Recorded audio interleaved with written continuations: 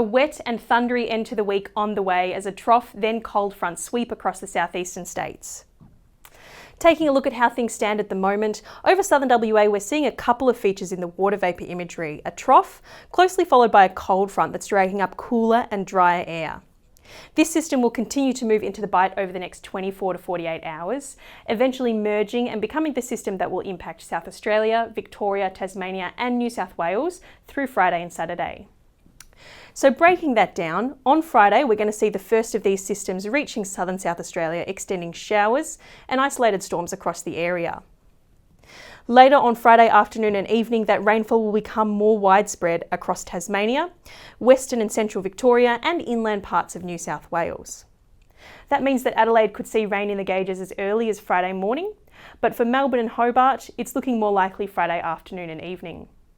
There is also the risk of severe storms on Friday, mostly through Western and Central Victoria and pushing into inland New South Wales. Heavy rainfall is the main risk we're looking at with these storms, and this could lead to flash flooding and cause damage to homes, properties and businesses, and also impact local transport routes. Minor river rises are possible across this weekend, but widespread riverine flooding is not currently expected.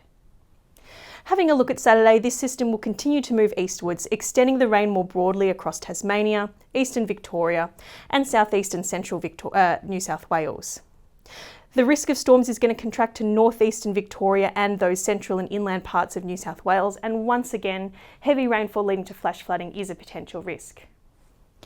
As we reach the end of Saturday and head into Sunday, that system will move out into the Tasman Sea, leaving much more settled conditions across inland New South Wales, South Australia and Victoria, and just some more isolated showers across Tassie and southern Victoria.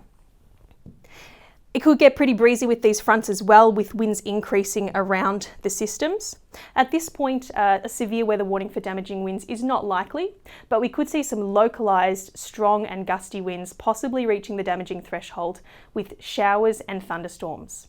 So as we go into this Friday-Saturday period, it is essential to keep an eye on the radar and for any thunderstorm warnings which might appear, because damaging winds do have the potential to bring down trees and power lines and cause other damage.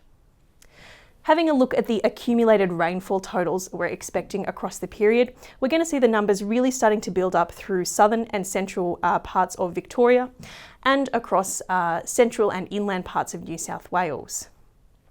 In these areas, rainfall totals could amount to 20 to 40 millimetres between Friday and Sunday, with isolated falls in the 60 to 80, possibly even higher range with thunderstorms.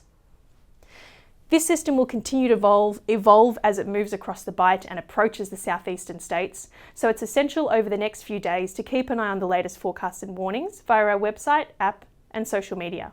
And remember to listen to all advice from emergency services.